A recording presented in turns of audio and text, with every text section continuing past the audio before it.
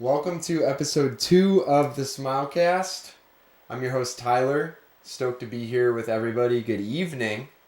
Thank you to everybody that tuned in to the first episode, and I appreciate you being along this journey as I kind of make a switch into short-form content, into long-form content. Much of what I've made, at least videos and stuff on the internet, for the last couple years have been like short, heavy-hitter, kind of quick clips. So it's been a interesting transition into longer form content and longer thought dialogues and all that good stuff, which is kind of par for the course because I figure as we navigate this podcasting journey, the next step and the next topic that I'd like to delve into is just the way we respond to dopamine, cheap dopamine, and everyone's favorite addiction, which is social media.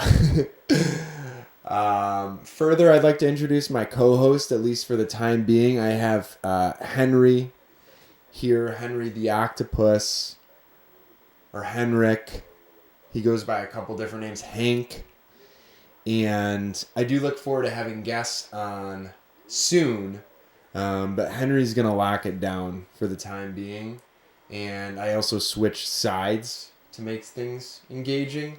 Further, I learned last time that you can't play a VHS tape that is copyrighted. Otherwise, YouTube takes your video down. So I did some research, and I found a couple VHSs that are a part of the public domain.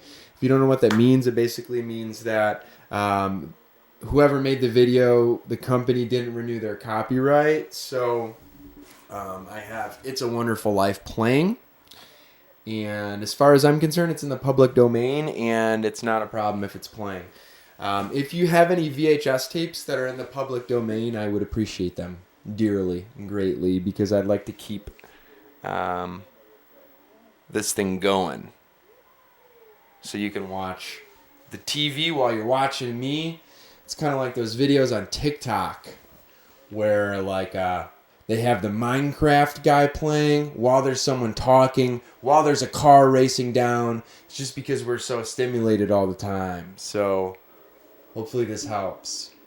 Which, yeah, is a good segue into the topic of conversation today, which is dopamine and cheap dopamine. And it's, I guess, never been a better time to speak about this, as I think what Congress just banned and barred TikTok, but now it's back. I don't know. It was gone for like 12 hours. Now you can use it. I don't know. I really don't know what's going on with it, but I was doing some research. I think there's something like 170 million users of TikTok in the United States, which means 1 out of every 2 people. I think there's 350 million. I should have done some further research. Once my budget gets big enough, I'll have a guy over here that can look up things like Joe Rogan when I asked on data and questions to be to have my sources cited. But at any regard, yeah, 1 out of every 2 people apparently is on TikTok.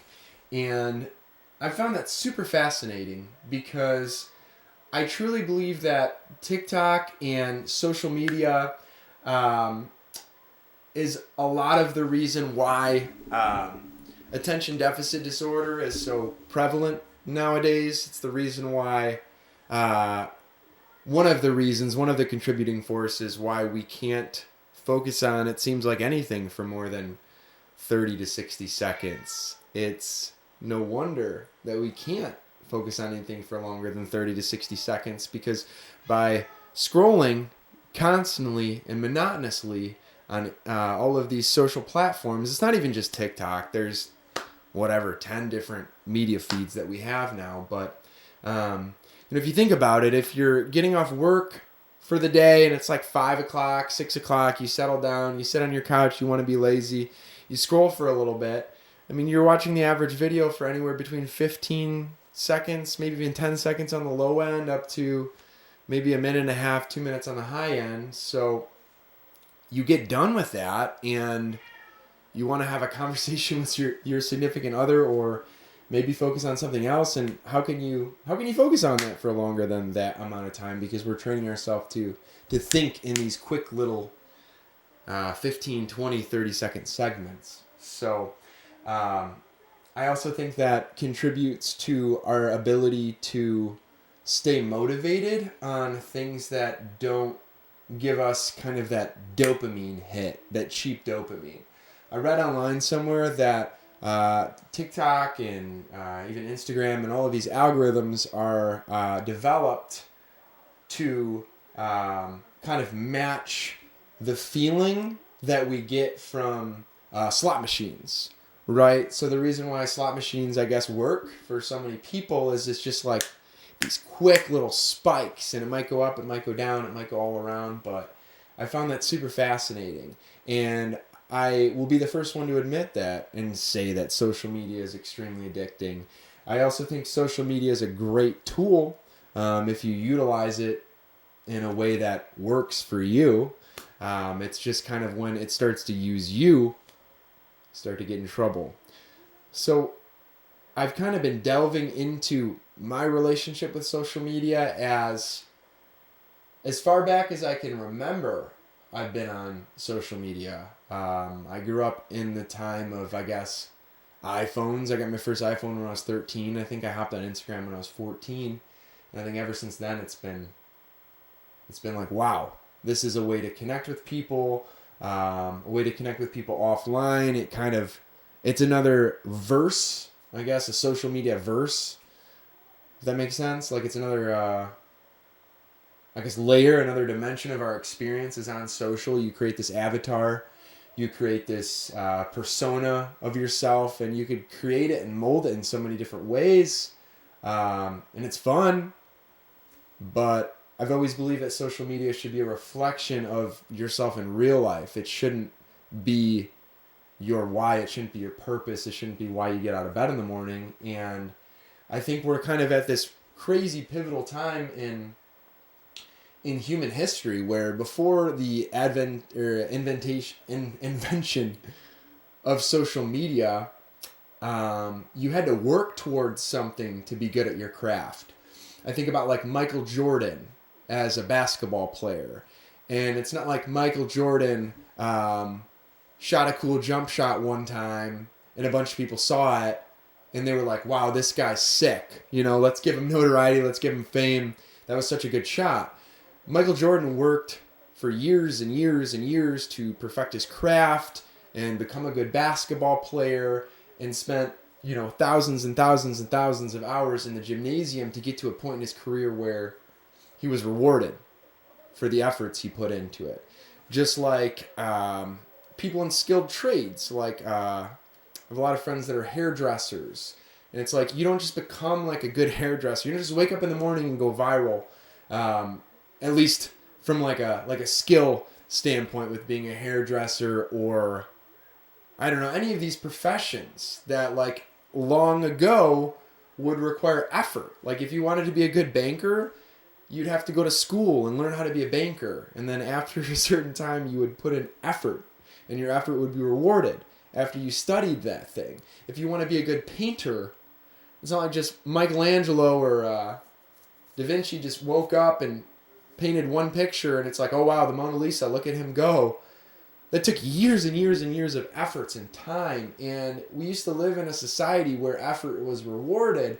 And one of my qualms with social media is we've shifted into this space where like anybody could become viral based off of no effort, no research, no skill, no time, no effort, and it's creating this kind of weird platform for anybody to make it. And it's good and it's bad, it's kind of funky, but it's just the opposite of the way things have always been. And you get to this space where maybe you go viral a couple times, you get a couple million followers. I mean, I don't have that. I have gone viral a couple times. But it gives you this false sense of identity. And it kind of it gives you a big head. It gives you a big ego because all of a sudden, you went from being nobody to somebody, and people might recognize you out in public because of a video you saw on the internet, and it feels good, and it strokes that ego, and it gives you a little bit of pep in the step, and it, has you pump your shoulders a little bit because you're somebody now, right? But, with different professions, the way it used to be, the example of Michael Jordan that I brought up prior, it's like, you used to have to work for these things, right? And the effort was rewarded. Like, you can't just be a good musician. I'm learning this. You can't just pick up a guitar one day and be a good musician. You have to put a lot of hours in. But for whatever reason on social media, you can make a funny video and 1 million people might see it. And your life could change forever. And I'm not saying it's bad. I'm just saying it's different, right? And it's creating this kind of lottery ticket mindset of, everyone's just trying to go viral. And it's like companies even are trying to go viral because it's good for their marketing. We have, teenagers making silly videos online to go viral. And, it's all love at the end of the day, but it's creating this false concept of identity where people think they don't have to work anymore to be somebody.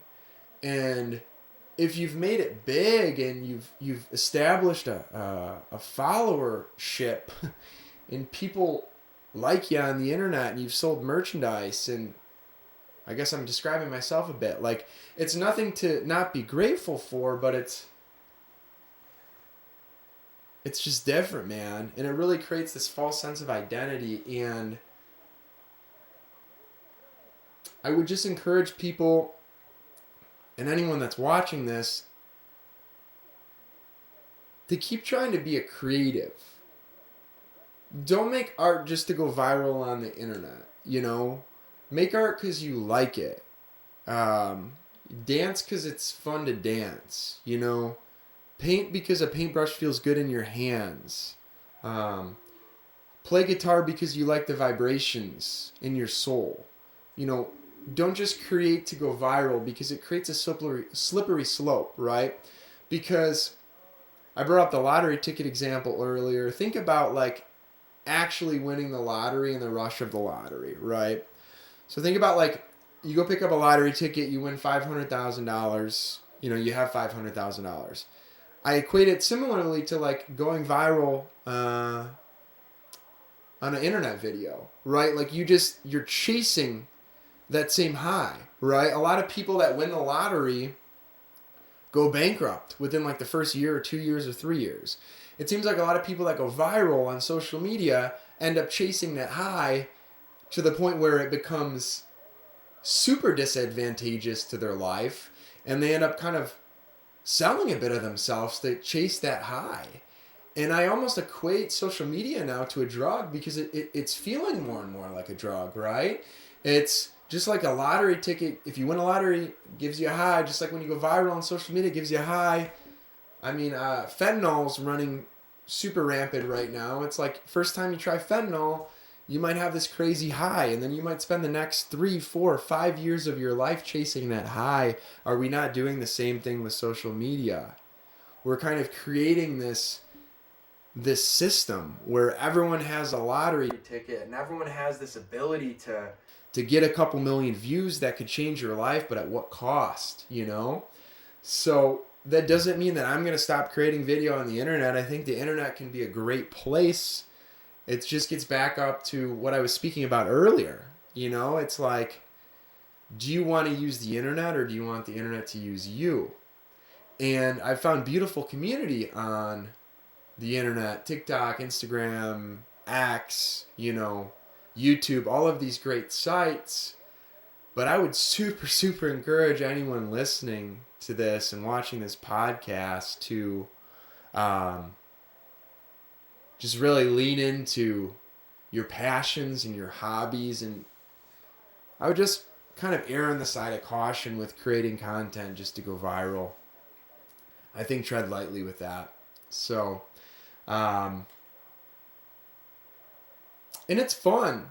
Like, don't get me wrong. I love making videos on the internet as much as the next guy. And I think it's a riot when it really shakes down to it. I think there's so many videos on the internet that are funny. But yeah, like I said, use the internet. Don't let the internet use you. And further, to take it a step further, as I grab a quick sip of water.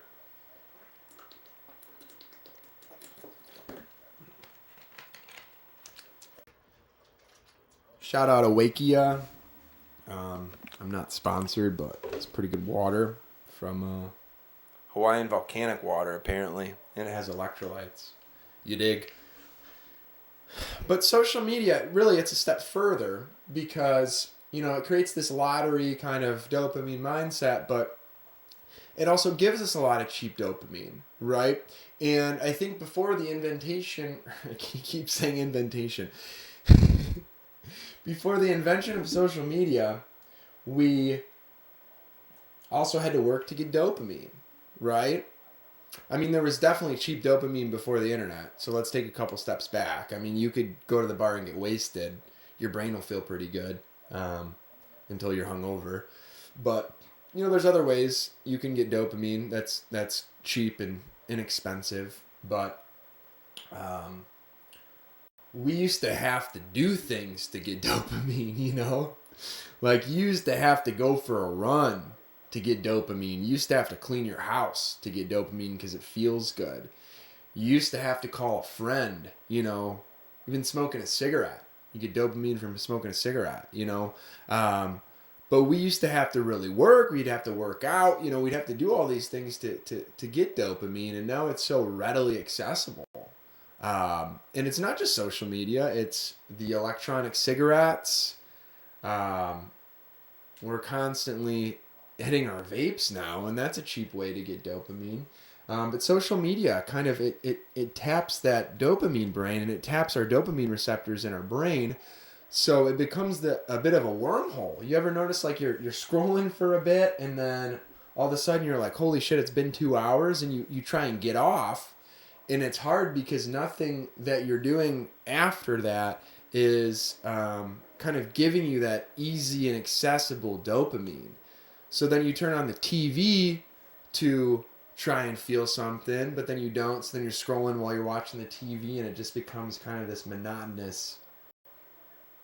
You're chasing the feelings. So what's helped me a lot recently is I've been looking at other ways to kind of fix my baseline dopamine, I guess, and allow myself to use social media as a reward once in a blue moon. And it's hard, and I'm not perfect, and I struggle just as much as the next guy, but I find that the less time I'm spending like scrolling or vaping or smoking cigarettes or watching TV, anything that's cheap dopamine that's easily accessible, I'm gaining dopamine and serotonin and all that good stuff, all the feel-good chemicals from like things that I used to gather dopamine from. So like a great example is reading, just like old school. I know, crazy, but like a book. Like I'll grab a book, I'll read 20 pages from the book, and at first it was really hard, especially after you put your phone down to read a book. It's like it doesn't hit the brain the same way. But the less you're scrolling and doing these cheap dopamine exercise or activities, rather, I should say, the more dopamine you get from reading a book, right? Because it's like your baseline of dopamine comes back to normal, and then like you read a book and it comes up here a little bit, right? So it starts with like reading, and then for me, I started to run, right? And running is like an awesome high, like you can get a lot of dopamine from running. So I started running, and I get a lot of dopamine from running, which is a riot. Not a riot at first, and it's not even a riot when you're doing it. It can be, but like after, you feel super good. Like saunas have been really good. Dry sauna. If you could sit in a dry sauna or steam room for 20 minutes, there's no way you get out of that not feeling electric. Cold showers, cold plunges. Those cold showers and cold plunges are probably my number one favorite way to get dopamine that's good for you and not toxic. That just kind of gets your nervous system going. It triggers your fight or flight and gets you, like I said, feeling electric. Beyond that, I think any form of creation hits those happy chemicals for me.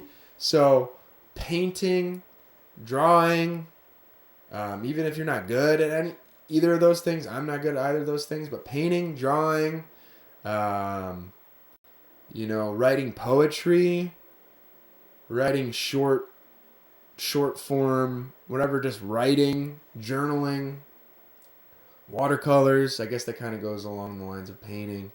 And then physical activity. Physical activity is really big. I already mentioned running, but if you can get into yoga, calisthenics, stretching, strength training, and then also one of my favorite things as well is breath work.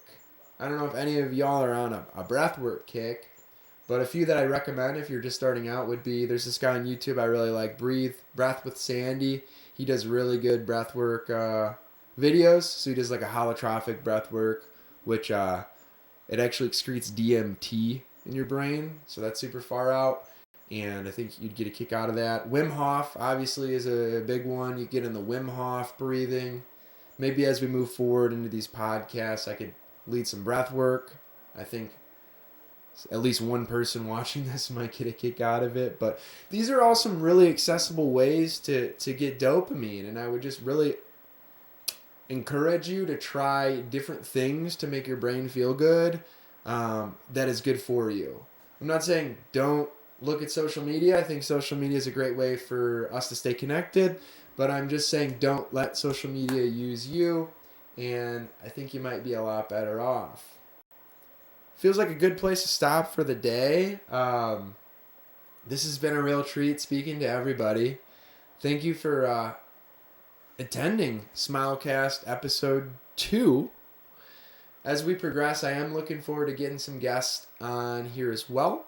If you know anybody that you would want me to talk to, that you would think we'd really vibe well and engage in some intelligent banter and hefty vibrations, please just send me a note. And I also would like to start doing some more user-generated questions and audience-generated questions and friend-generated questions.